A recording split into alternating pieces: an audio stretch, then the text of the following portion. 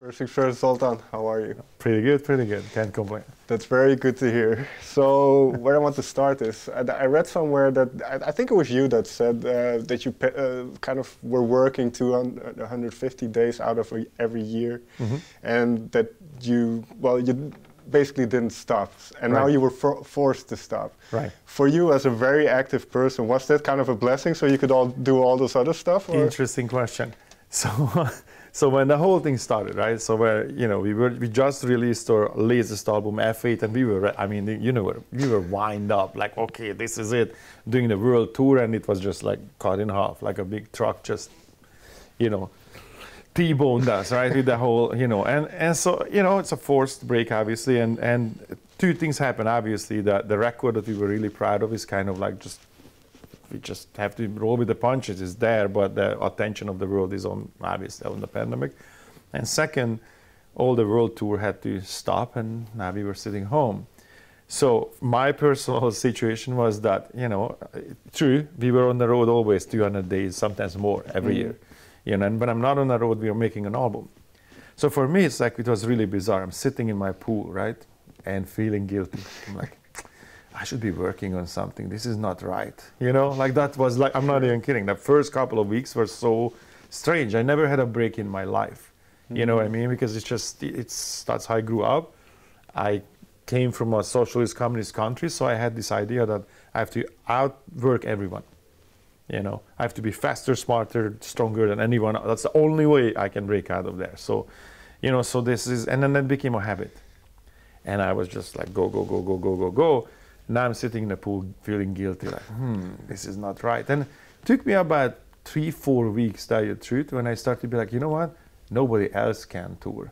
Nobody else can work. So actually, I can sit here, So it was, so like then a couple of weeks passed with like, this is not so bad, sitting home for a second.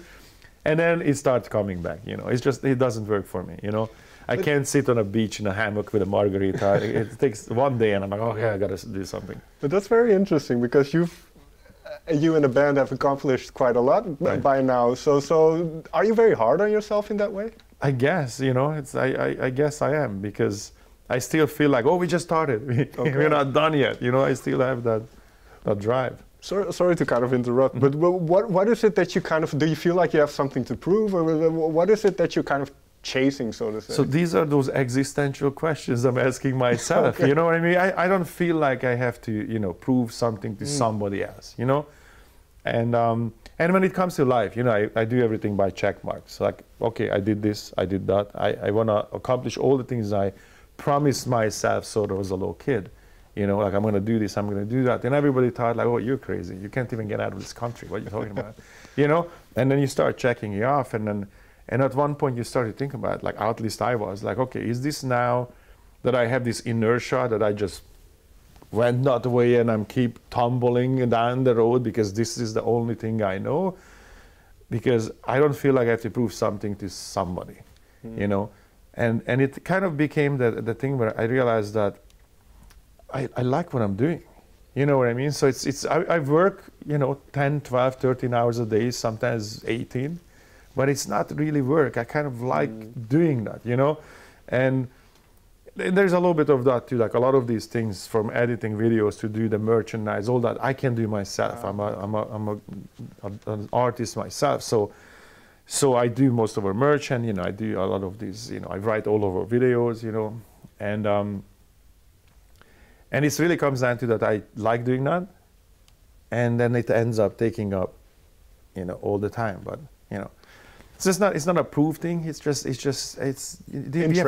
You have a short period of time being alive on this planet, and I look at old people. When they stop doing stuff, they die. You know what I mean? Like the 70-year-old lady that decides, like, you know what, I'm going to learn to play piano, and she's going to be around for a while, because she has an interest. She has a driving force, and to me, it's kind of like that's our job here. It's almost like in this three-dimensional universe we live in, right? What's your purpose as a being? Why are we here? We are here because in this three-dimensional universe, this meat puppet, this is sort of the, this is sort of the exoskeleton of your soul or whatever you believe in, right? And this this meat puppet can interact with this three-dimensional world.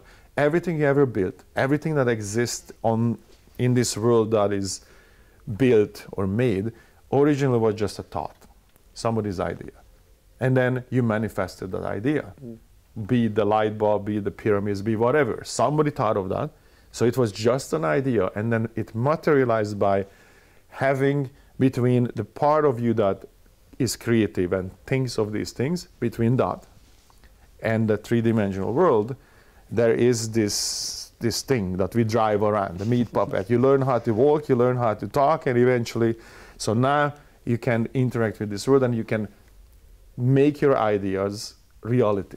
I think that's our job. That's our job, that we can interact with this three-dimensional world so we can build, we can create, we can make music, we can make movies, we can build pyramids, we can do all these things. Without this body, you couldn't. So I think that's kind of the purpose of our existence. So we manifest our thoughts. That's what this is. So, you know, I would be a useless sort of just a being taking our oxygens and resources if I wasn't creating and, you know. So for me, it's like every minute matters, you know. And then, you know, everybody can believe in whatever they believe in. But it's, you know, if there is a collective consciousness, then it's probably we are like a nerve endings on it. Every one of us is you have a unique experience what this is. And this unique experience through your eyes is very different from what it is from my eyes. So the collective, everybody experiences something and, let's say, feeds it into the whatever it is, again, Akashic records or universal being or whatever you believe in. You know, I'm not gonna specify what that is, but it's kind of probably like that. It's you're here to manifest, you're here to experience the world, and the feedback of your experience of life is going to the records in some way, you know? So that's your job. Live, experience as much as you can and manifest and create as much as you can. So is there really time? For, you know what I mean? Like I'm shocked when people go, hey, I'm bored. Bored? Like, what? How can you be bored? You know, I don't have 24 hours not enough for me. How can you be bored? Like my problem is that I can't do all the shit I want to do. Excuse my language. No, but you know, I can't do all this stuff. I want to do this, and this, and I'm already looking at like, man, I gotta figure this out because my lifespan is not long enough to do all the shit I want to do. Is there one dream then that you had from childhood maybe that you still want to accomplish? Oh yeah, I definitely want to be an astronaut. You know, okay. I want to, you know, and now it's a possibility. You know. So I definitely want to be an astronaut. I wanted to be a pilot. I fly airplanes, you know. Okay. I flew fighter jets. I flew all kind of planes. I don't have my pilot license. I have a lot of hours, way more than I need. But I never had like a consistent time where, okay, let's just sit, do all the ground school, do all the stuff that I need to do. I can, you know, if apocalypse comes, I can go to the airport and I can hijack a plane, meaning I can take off with a plane, not hijack, you know. Let's clarify that. So I can take off with a plane, no problem, right? Sure. I can fly it. I have enough hours to, you know.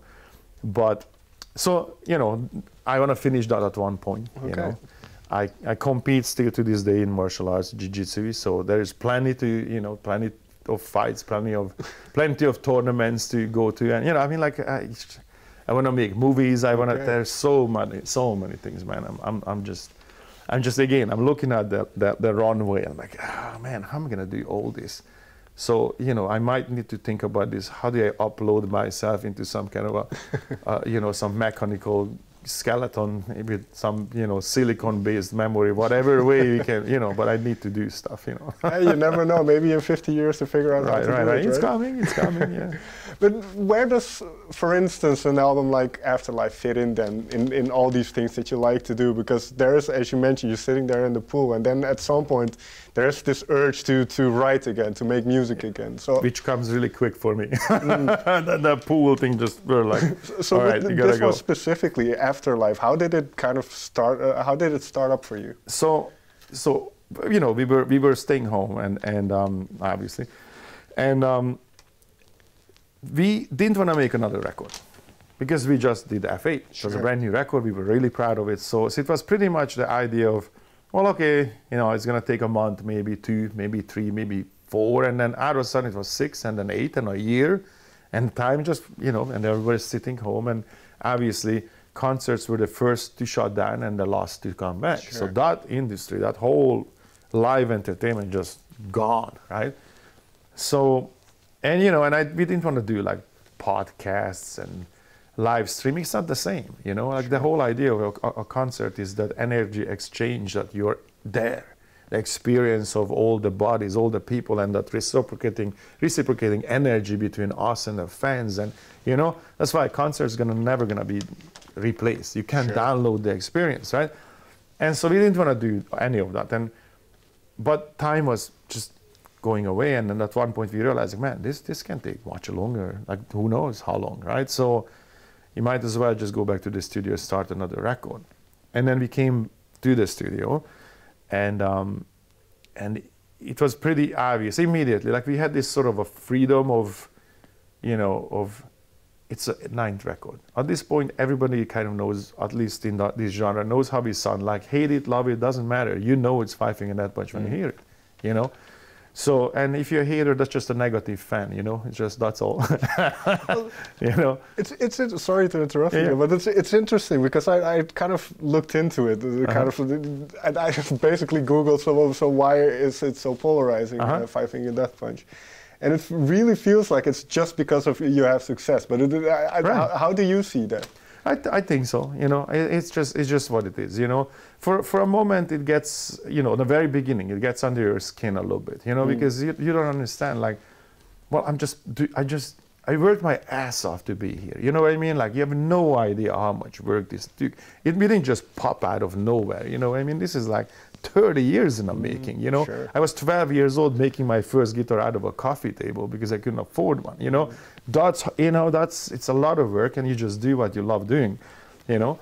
And then all of a sudden there's this weird twist of, you know, of in a second you're successful. And you think about this actually. Actually, Ivan pointed this out the other day. He goes, did you notice this, that any other genre somebody gets a #1 hit, they're celebrated. In heavy metal, you're salad.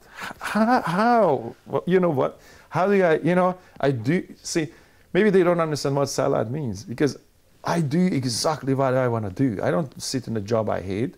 You know what I mean? I do exactly what I want to do. Nobody's pressuring me to do something I don't want to. I play exactly the music I like. So that's actually exactly the opposite of selling out, right? So that's one thing, you know, people just view this, you know, that as if this genre should be underground and somebody owns it, and no, this can't be popular, right? So it's a combination of that. A lot of misunderstanding, I guess. There's a lot of, you know, we came up pretty quick. That has something to do with it. That sometimes I read like, oh yeah, major labels brought a bucket of money, and that clearly tells me like you have no idea you don't know anything about the music industry if you think that's how that works. Right. No, there is no amount of money I can give you and you're gonna like a band. You just like it or you don't like it. That's it. And you know, and how people invest into band, that also doesn't work that way. You have to achieve some kind of success, and then you get signed because the label would see that you're achieving some success. They're gonna invest in something that they don't know if people are gonna like it or not. That's not how this works. Sure. So it's usually dilettantes that you know.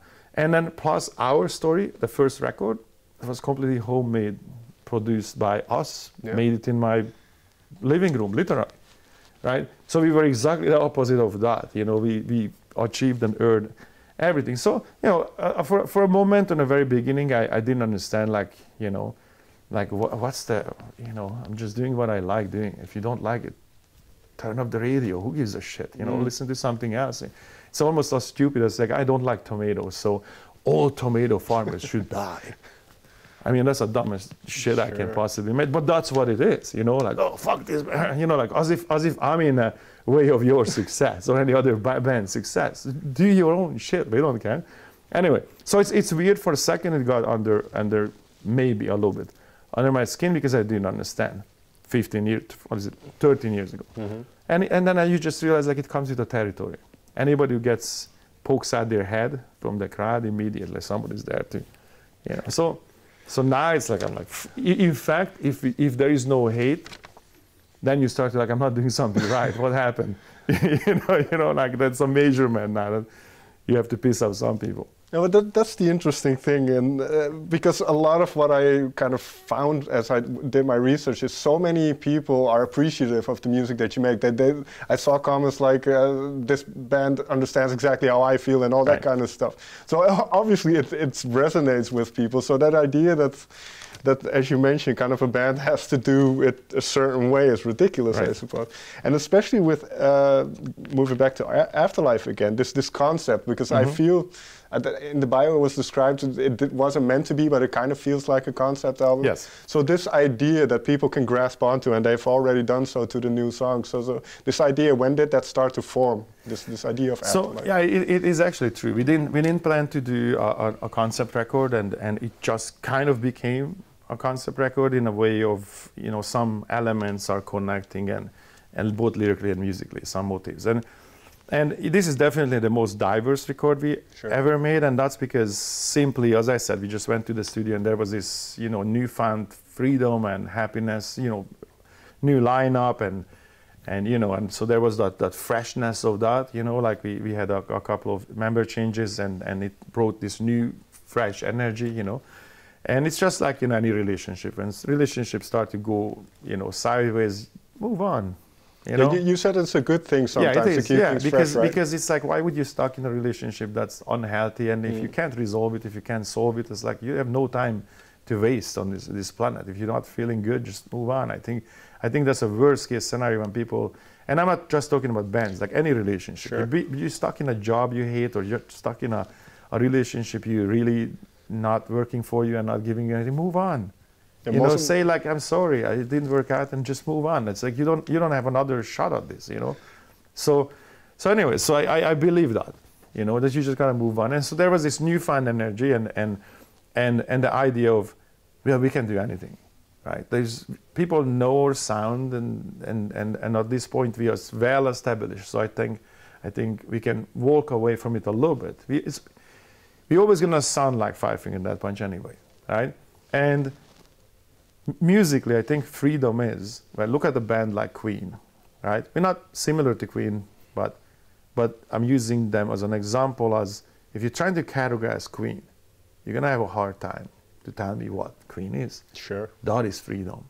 That's real freedom when they have fans from the beginning to all the way through their career, that they could do just about anything and the fans didn't go away, right? That's freedom, right? And I feel like we might have arrived to that point, and so there was this idea of like, we always had the rule of just write anything and we'll see what happens. No idea is stupid. Just write it, and if it doesn't work, you don't use it. But this time it was a little bit even more emphasized. And I think this record kind of achieved that. If you heard it, I don't know, if you heard it, it's very different. Sure. But you can tell that it's Five Finger Death Punch. And then as the title and Afterlife and what that means, it has several meanings. Lyrically, I think lyrics are good when you have several meanings, and this title, we were kind of proud of it in a way that, okay, this means a lot of different things for us. Afterlife, one of them personal.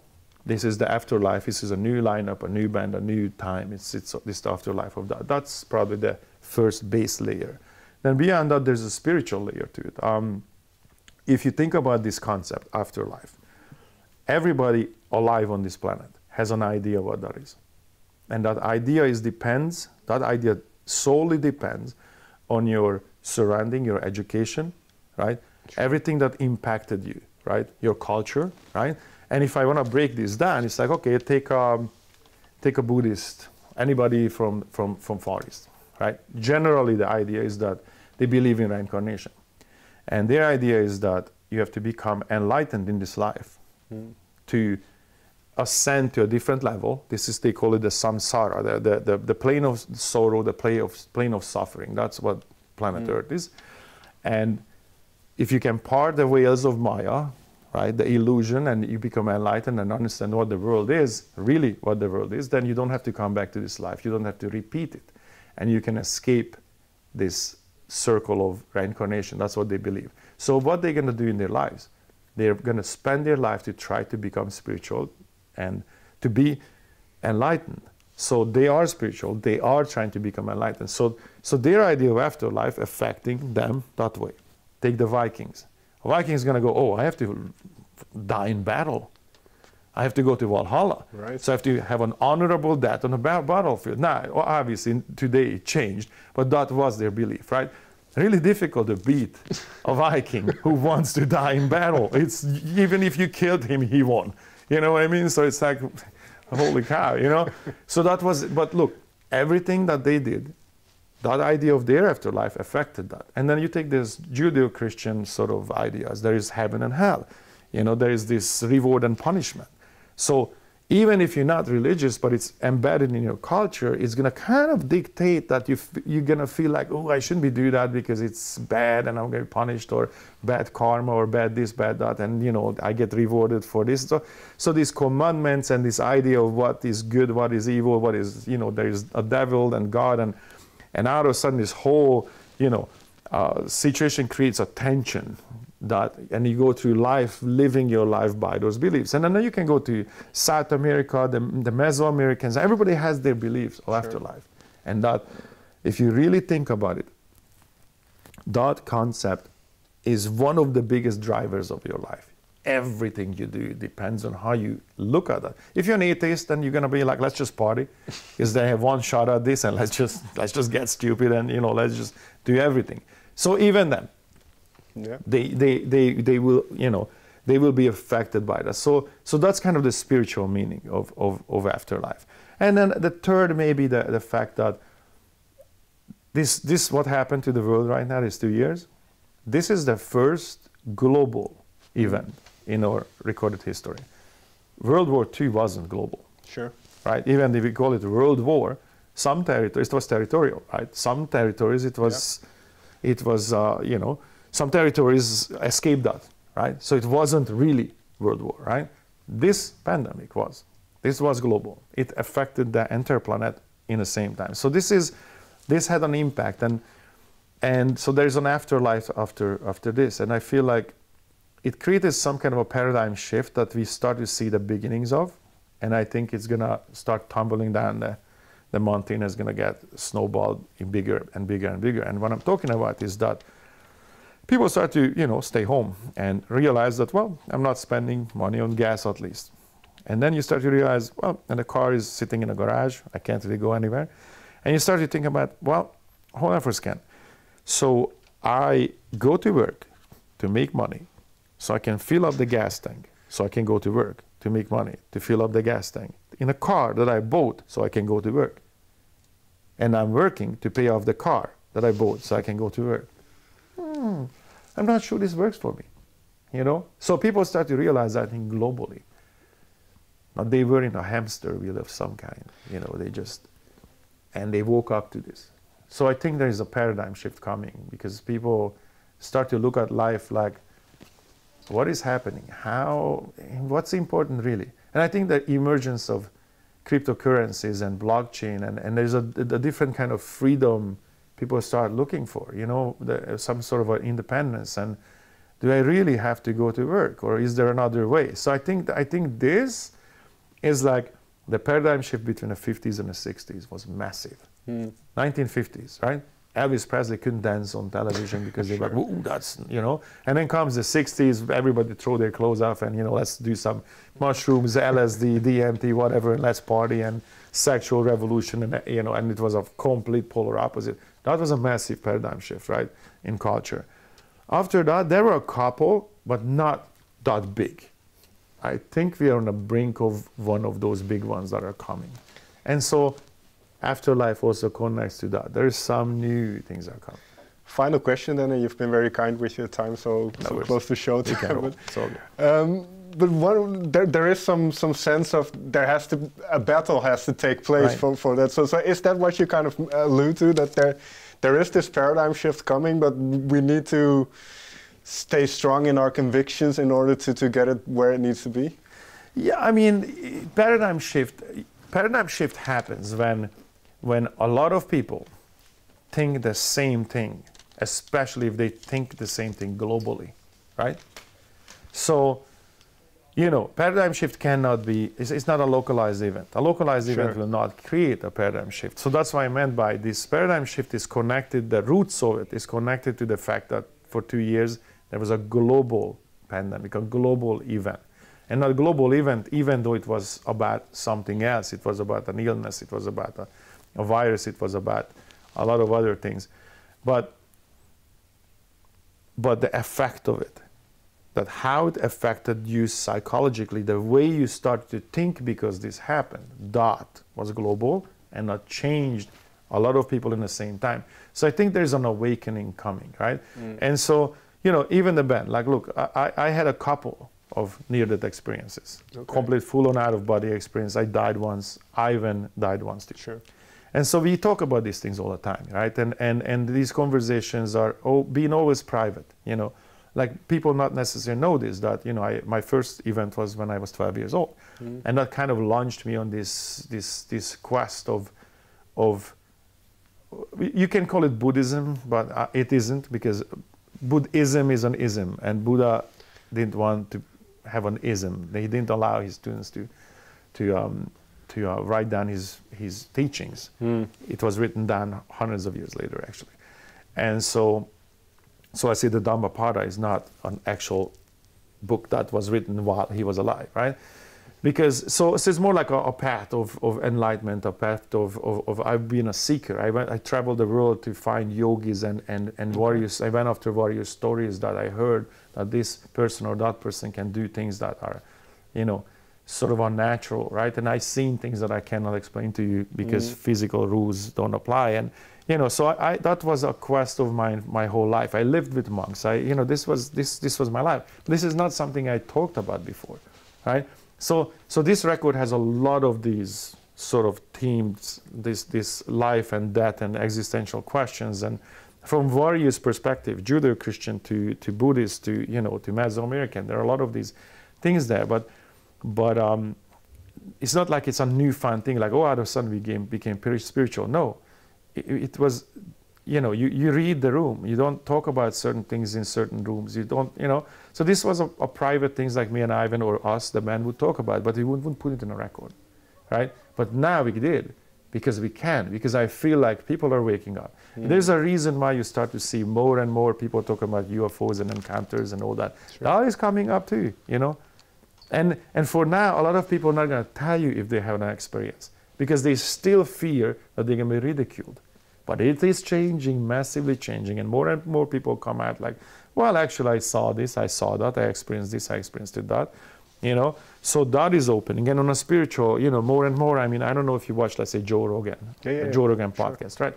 Okay, like he's now openly talking about ayahuasca, DMT, MEO5 DMT, and all these experiences, right?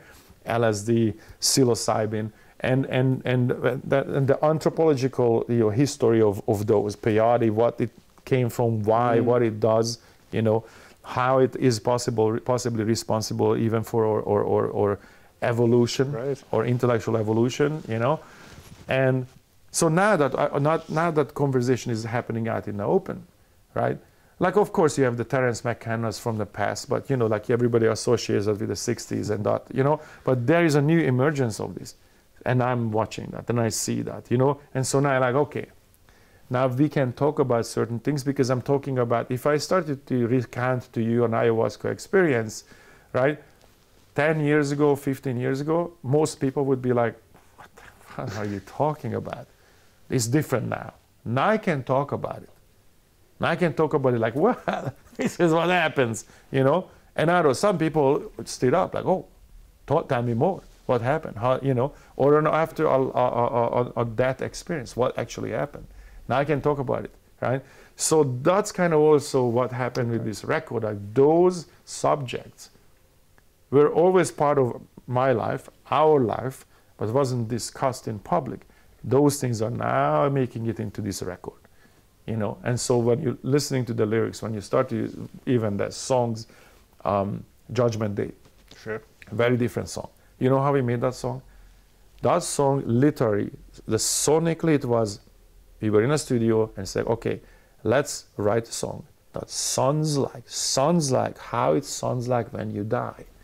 I died, and I remember how it sounded. Like I remember my mind falling apart into these million facets, and almost like you can hear the sample rate, like you realize that sound is not continuous, but your mind actually taking samples of it, and it's kind of jagged and it breaks apart, and you realize the linear nature of your mind, like everything tied to the time of I was born, all this happened, and I die.